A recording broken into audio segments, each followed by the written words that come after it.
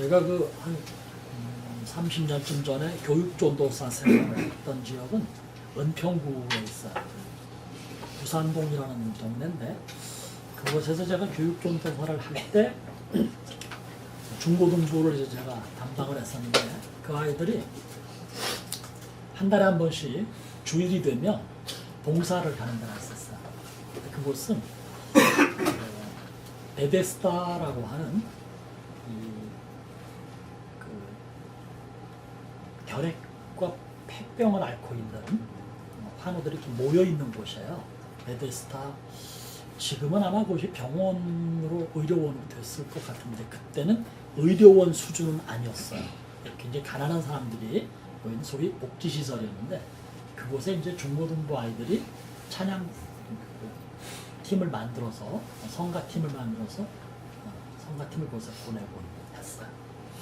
그리고 한 몇 년 뒤에 10여 년쯤 지나서 제가 부목사 생활을 할 때인데 그때도 또 역시 은평구에 있는 교회였어요. 구파발이라는 지역에서 제가 섬겼는데 그곳에 부임을 해서 가서 청년부를 맡았는데 보니까 이미 청년들이 그 베데스다라는 복지시설에 매주 아침마다 가서 성가를 부르는 봉사를 하고 있었어요. 제가 참 좋다. 뭐가 좋았는가 하면 아이들이 가서 노래를 부르고 젊은이들이 가서 성가를 부르는 것도 좋지만 저는 이 베데스다라는 이름자가 참 너무 좋았어요. 그게 어디서 왔을까? 말이죠. 오늘 본문에서 나온 명칭. 베데스다라는 말은 뭐 여러 가지로 해석을 할 수 있겠지만 히브리어의 원형어들을 가지고 설명을 한다면 긍휼의 집이라는 뜻이에요. 베트라는 말은 집이거든요. 베틀레헴 하면 떡집이라는 얘기잖아요. 베데스다, 긍휼의 집. 아마도 긍휼을 베푸는 곳 혹은 긍휼을 받는 곳 이런 의미였을 거라고 생각이 들어요. 예수님이 6월절이 되면 6월절만 아니죠. 뭐 초실절도 있고 장막절도 있고 칠칠절도 있고 절기가 많은데 이 절기가 되면 유대인들은 반드시 성전에 와서 제사에 참여해야 되는 규례가 있었어요. 예수님도 정통 유대인이었고 남성이었기 때문에 반드시 명절에는 예루살렘에 올라가곤 하셨어요. 이 예루살렘의 명절은 굉장합니다. 여러분 우리도 왜 그 축제가 있거나 그런 때는 굉장하죠. 제가 텔레비전에서 봤는데 이 여의도에 무슨 축제지? 불꽃 축제. 굉장하더만요. 네. 이게 그런 축제가 있으면 굉장하잖아요. 또 명절이 되면 우리는 이제 집으로 귀향들을 한다고 귀향하는 그 차량들이 굉장하잖아요. 유대인들은 명절이 되면 예루살렘으로 모여드는 거예요. 왜 모여드냐면 거기에 성전이 있었기 때문에 소위 말하는 다윗 성전이죠. 원래 예수님 때에는 다윗 성전이 이미 없어진 지 오래되고 헤로드 왕이 유대인들의 환심을 사기 위해서 굉장히 고가의 재질로 지어진 아주 멋진 성전이 있었어요. 어쨌든 이 유대인들은 하나님은 성전에 계신다라는 걸 믿고 있기 때문에 다른 때는 몰라도 최소한 명절이 되면 절기가 되면 예루살렘으로 모여드는 거예요. 여기서 그 명절 축제 기간 내내 제사가 드려져. 놀라지 마세요. 예레미야스라고 하는 신약 학자가 있었어요. 이분이 쓴 책에 의하면 6월절에 예루살렘 성전에서 소위 도살되는 제물로 바쳐지는 소나 양들이 흘린 피가 예루살렘 하수도를 언제나 붉게 물들였다고. 몇 날 며칠 동안. 그렇지 않겠어요? 계속해서 소를 잡고 양을 잡아서 제물로 드려지니까 어땠겠어요? 굉장했어요. 문헌에 의하면, 그분의 문헌에 의하면 그 시절에 예루살렘의 6월절 제일 큰 명절에는 100만 명 이상이 모였다. 여러분 예루살렘 가보신 분들 못 가보셨다면 언젠가 가보시겠지만 크지 않아요. 굉장히 작은, 지금으로 보면은 아주 작은 동네. 우리나라도 이 한양도성이라는 게 뭐 이성호 집사님과 백승현 집사님 맨날 뭐 사대문 안에서 살았다고 자랑들 하시지만은 그 사대문이 뭐 쬐끄맣잖아요. 여러분 그 사대문 안에 100만 명이 모였다고 생각해보세요. 바글바글한 거죠. 예루살렘이 딱 그 경우예요. 그렇게 사람들이 모여드는 거예요.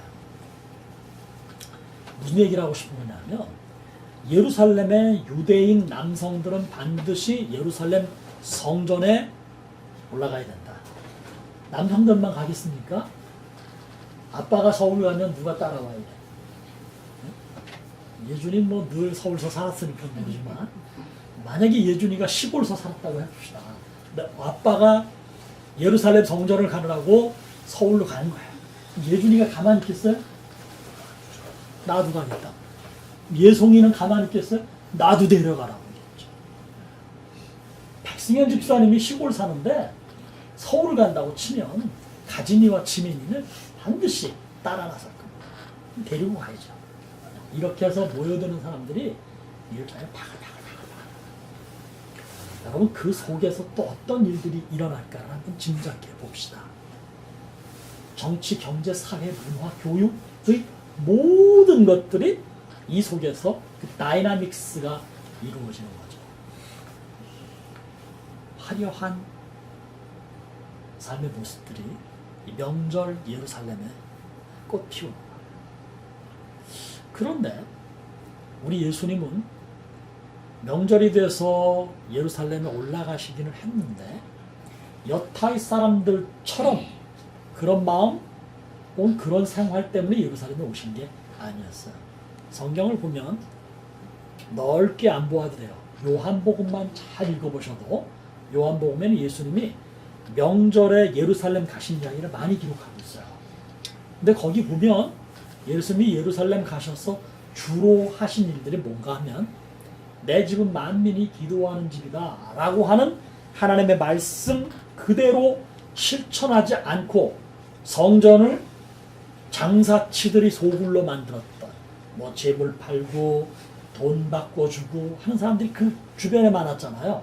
그 사람들로 인해서 성전의 가치가 하락되고 하나님께 영광을 돌려야 하는 제사의 본분이 제대로 이루어지지 않는 걸 예수님 몹시 속상해 하셨죠.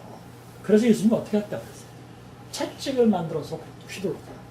쫓아낸 거죠.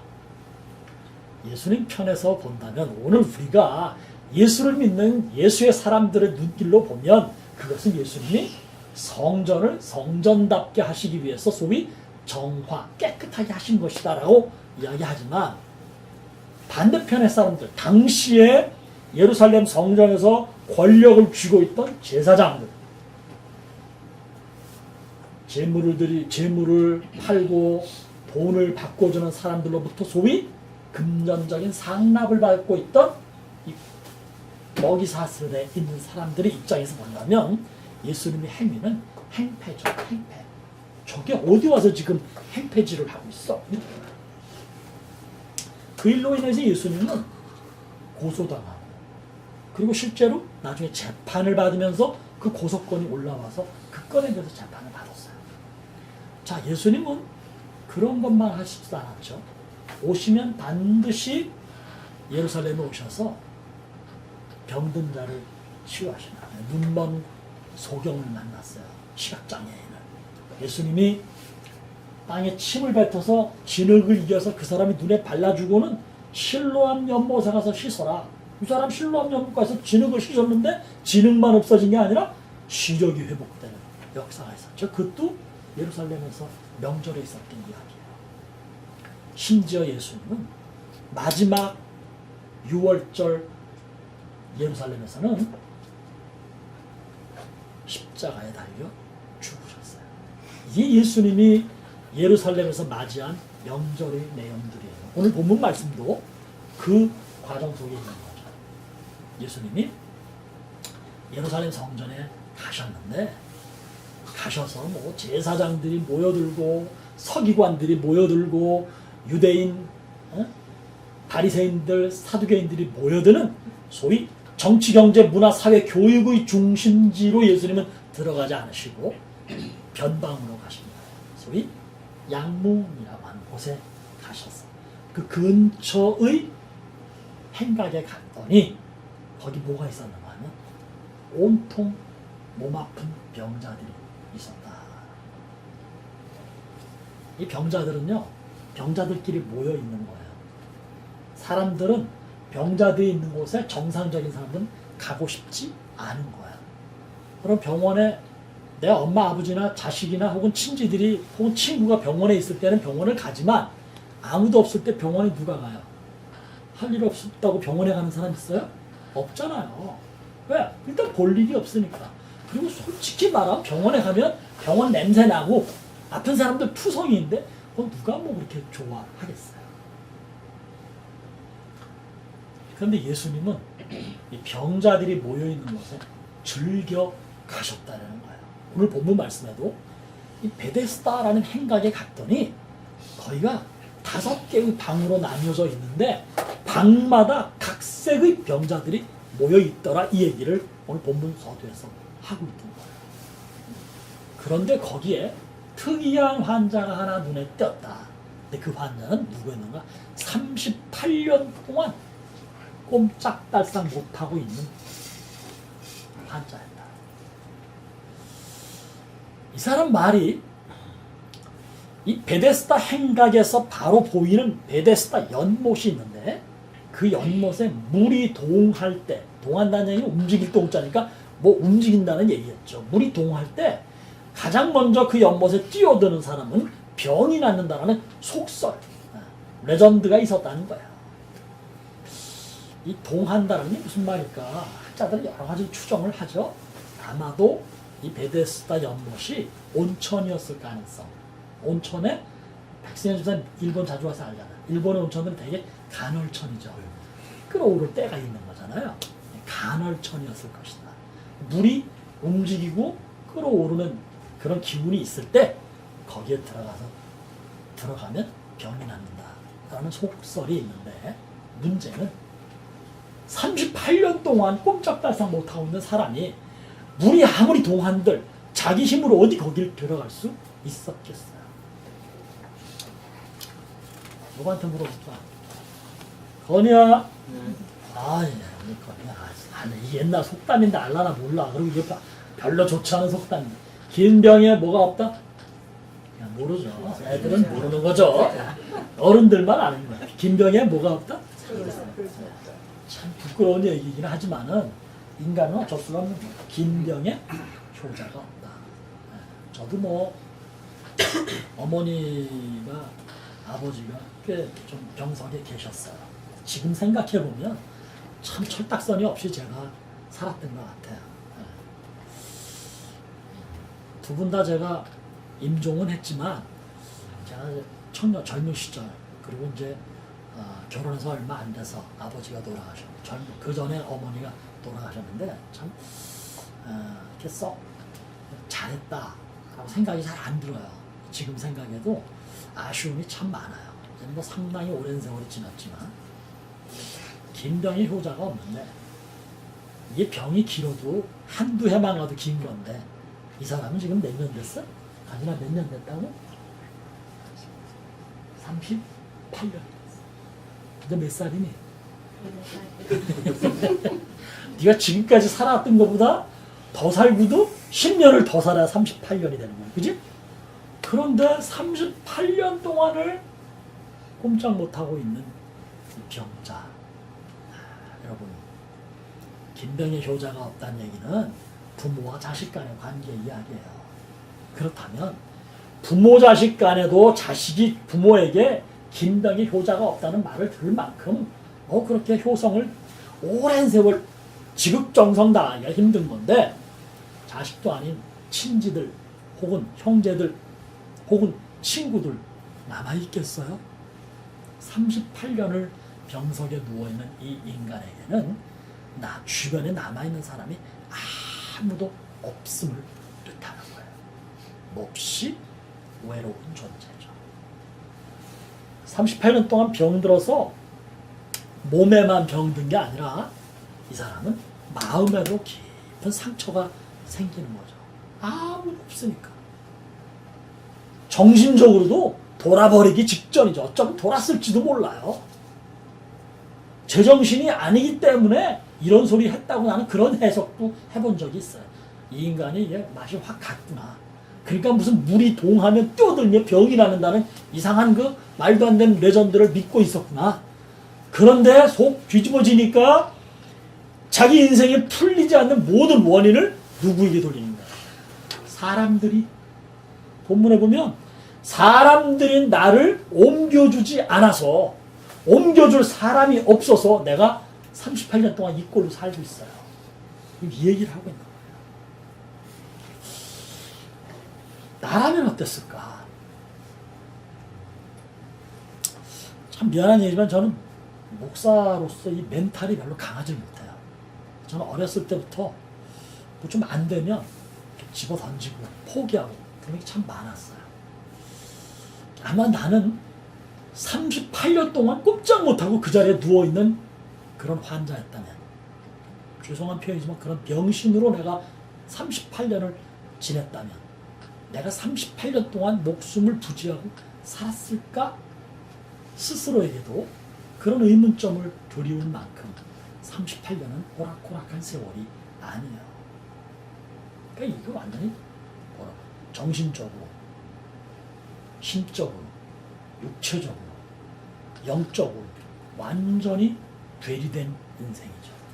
사람들과 갈라진 삶을 사는 거예요. 예수님 눈에 이 사람이 들어왔다는 거죠. 언제? 6월절 축제 기간에. 남들은 물론 뭐 회개의 제사를 드리기도 했지만 제사를 통해서 죄사함의 기쁨을 누리면서 말 그대로 축제예요. 잘 먹고, 특별히 6월절에 무교절에는 금식도 했지만 그게 끝나면 뭐 잘 먹고 즐거움이 넘쳐나는 축제 기간. 근데 예수님 바로 그 축제 기간에, 지금식으로 말하자면 정치, 경제, 사회, 문화, 교육의 모든 것들이 한 곳에 집중하는 예루살렘 한복판에서 예수님은 그런 것들을 거들떠보지도 않으시고 그분이 찾아가신 곳은 바로 베데스다의 행각에 각색 병든 자들이 모여서 얼마나 냄새나겠어요. 지금은 병원에 가면 깨끗하죠. 그러나 옛날에는 그러지 않았어요. 병자들이 모였으니 뭐 온갖 더러운 것들이 그곳에 있으니 냄새 많이 나는 사람들은 거들떠도 안 보고 지나 근처에 오지도 않는데 예수님만 그곳에 가셨어요. 특별히 그분의 눈에 들어온 38년 된 이 병자, 예수님 그를 치유하는 사건, 그게 바로 오늘의 본문 이야기입니다.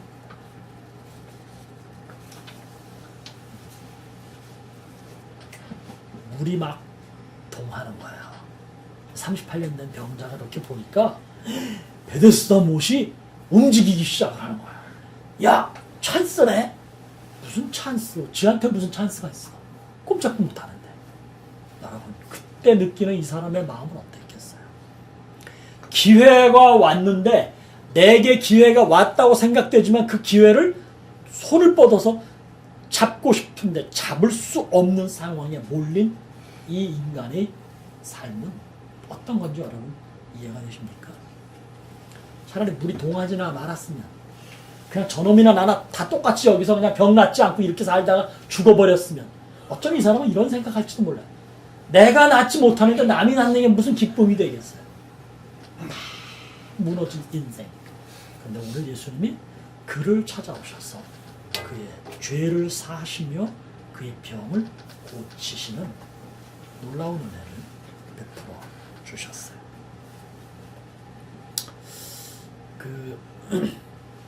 얼마나 예수님이 대단하신가 하면, 이 앞서 있었던 사건 가운데 우리 요한복음을 지금 보고 있잖아요. 요한복음에서 예수님이 가나의 혼인잔치 기억나십니까? 그곳에 가셔서 물이 변해서 포도주가 되는 기적을 일으켰어요. 이 앞서 사건에는 왕의 신하의 아들이 병이 들어서 죽게 됐는데 예수님께 병을 좀 고쳐달라고 간청을 했어요. 그랬더니 예수님이 그 아들이 누워있는 곳에 가지 않고 아들에게 가거라. 내 아들의 병이 나았다 라고 선포하셨어요.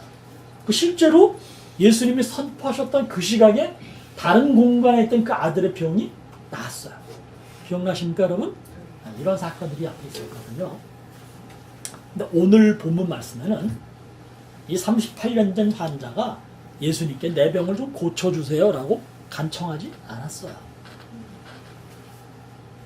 그리고 이 사람은 무려 38년이라는 아주 길고 긴 세월 동안 병상에 있었어요. 아무 희망이 없고 어떤 낙도 없는 그런 존재였어요. 그런데 예수님이 이 사람을 만나서 직접 이 사람에게 찾아가서 이 사람의 병을 고쳐주셨는데 무슨 주사를 놓고 무슨 뭘 치료를 하고 며칠이 지나면 어떤 반응이 일어날 거고 또 며칠이 지나면 네가 좀 나을 거고 그렇게 해서 몇 년 지나면 완전히 회복될 거야 이렇게 하지 않고요. 단 한순간에 그를 그 자리에서 일으키신 기적을 행하셨어요. 예수님은 요청하고 간구할 때도 응답하시지만 때로는 내가 간구하지 않거나 내가 요청하지 않았음에도 불구하고 나를 찾아오셔서 그냥 내게 오셔서 내가 너를 사랑하노라. 네가 살면서 이렇게 많은 상처가 있구나. 네가 살면서 이렇게 낙심했구나. 네가 살아가면서 아무 말이 보이질 않는구나. 끊임없이 누군가를 원망해야 되고 끊임없이 어떤 핑계를 대야 하고 끊임없이 어떤 사건이 나를 이렇게 만들었다고 자조하고 낙심하는 내게 예수는 그냥 찾아오셔서 내가 너를 사랑한다. 만져주시고 내가 너와 함께한다. 나와 함께 계시고 그 정도가 아니라 그냥 자리에서 일어나거라. 나를 일으키시는 분. 그분이 바로 예수님을 오늘 본문은 우리에게 가르치고 있어요. 공간을 지배하시는 예수님. 그 환자가 내 눈앞에 없다고 해서 멀리 떨어진 다른 곳에 있는 환자인데 이곳에서 말씀으로 그 환자를 일으키시는 예수님은 환자의 병만 치유하시는 게 아니라 서로 다른 공간에 있지만 공간을 넘나드는 공간을 지배하는 역사. 38년이라는 너무나 긴 세월. 그런데 이 시간을 단 한순간에 38년을 제압해버리는 아우르는 시간을 지배하시는 예수님. 왜? 그분은 이미 공간과 시간을 창조하신 하나님이시기 때문에 가능하다. 인간을 창조하셨기 때문에 인간이 지닌 어떤 병도 심지어는 인간이 가장 두려워하는 넘을 수 없는 최고의 한계 죽음의 문제까지도 그분은 해결하시는 분이에요. 오늘 본문 말씀에서 우리에게 전해주고 있는 거예요. 그런데 그 주님이요 사실은 2000년이라는 시간을 뛰어넘어서 유대와 대한민국이라고 하는 이 거대한 물리적 공간을 뛰어넘어서 오늘 여러분과 제게 오셨다는 사실을 여러분은 믿으셔야 합니다. 네. 놀라운 일이에요.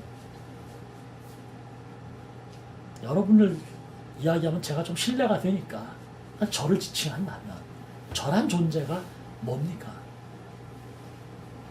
별로 이렇게 고상한 존재가 못 돼요.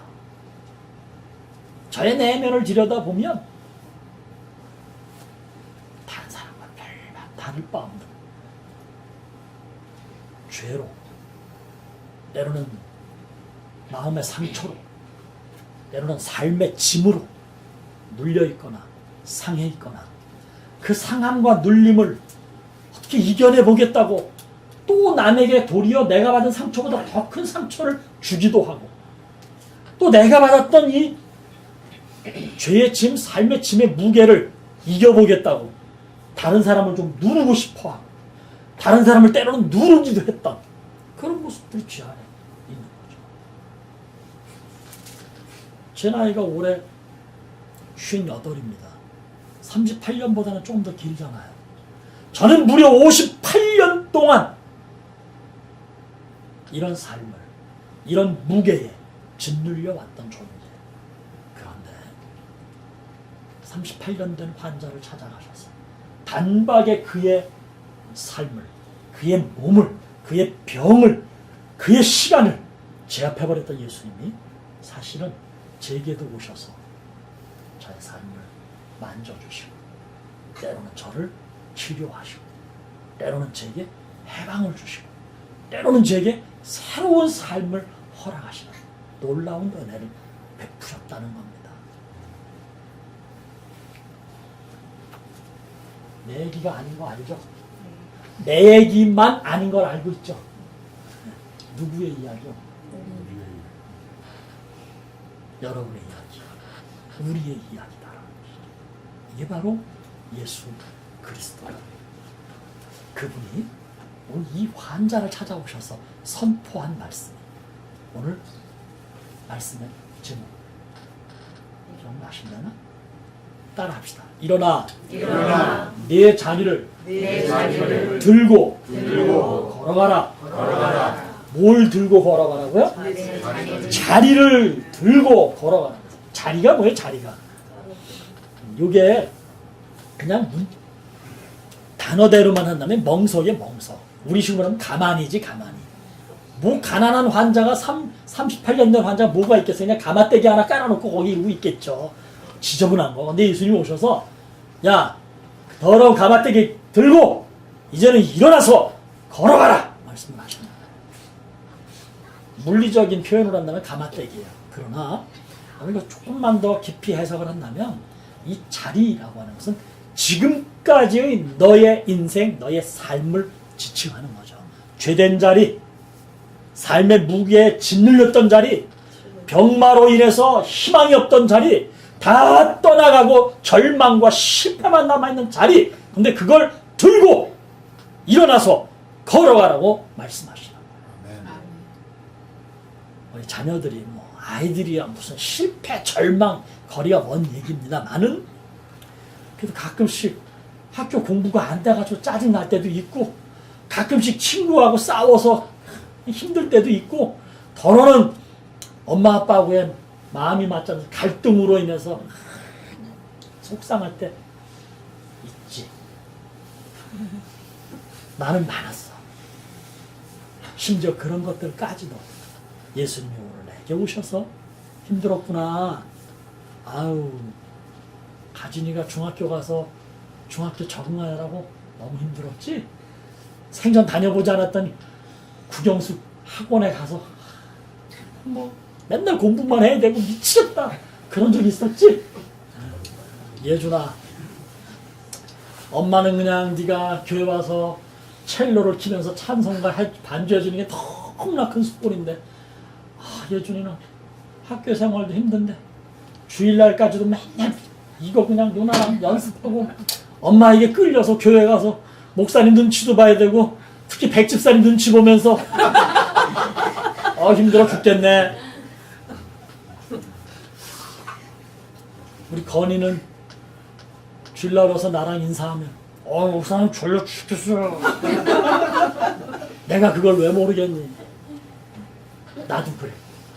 교회 가기 싫어 죽겠는데 우리 때는요 헌금을 줘요. 그때 헌금이 10원이었어요. 10원이 큰 돈이었어요. 내가 그 10원을 가지고 어떻게 가다 친구의 꼬임에 빠져가지고 구멍가게에서 5원 눈깔사탕 딱 사먹고 5원짜리 그때 5원짜리도 있었거든. 은하로 된 거. 그걸 딱 냈는데 우리 선생님이 우리 아버지가 부장이었거든. 맨날 10원을 그땐 체크도 했어. 헌금 체크. 맨날 10원을 냈는데 5원을 냈으니까 이상하잖아. 장모님 오늘 기롱이가 5원을 헌금했어. 이런 젠장. 엄청 맞았지 우리 엄마한테. 헌금 떼먹은 도둑놈이라. 우리 그렇게 살았어 나도. 얼마나 힘들었겠니 건이야. 목사님은 그래도 목사가 됐단다. 어른들의 삶은 제가 뭐 일일이 다 알겠습니까만 저 얘기를 퉁쳐서 한다면 우리가 다 이렇게 힘들고 고달픈 삶의 자리에 있는 거야. 이게 회복이 안 되니까 가끔은 누군가를 놓고 저 인간 때문에 내 인생이 이렇게 됐다고. 가끔은 내가 잘못했음에도 불구하고 그 사건 때문에 내가 오늘 이렇게 됐다고. 우리 그러고 사는 거 아니에요? 그런데요, 예수님 모셔서 그 모든 걸 다 닦아주시는 거예요. 다 씻어주시는 거예요. 그리고 한마디 하시는 거예요. 따라합시다. 내 자리를 들고, 미안합니다. 일어나, 내 자리를 들고, 걸어가거라. 오늘 여러분들과 제게 오셔서 힘겨운, 실패한, 너무나 짜증나는, 너무나 절망되는 너의 자리를 들고 일어나서 걸어가라. 이 놀라운 은혜가 깨달아지고 여러분에게 임하고 여러분의 계속적으로 함께하는 그 은혜가 임하시기를 주님의 이름으로 축복합니다. 하나님 감사합니다.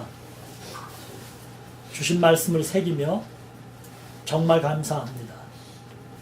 오늘도 제게 오셔서 또다시 제 손 잡고 또다시 저를 일으키시고 또다시 저를 걸어가도록 밀어주시는 예수님, 끝까지 내 뒤에서 내 걸음을 살피시는 예수님, 진심으로 감사합니다. 우리 나무가족 모두가 예수 그리스도의 은혜를 기억하게 하시며 예수 그리스도의 은혜로 살고 있음을 감사케 하옵소서. 예수님의 이름으로 기도드립니다. 아멘.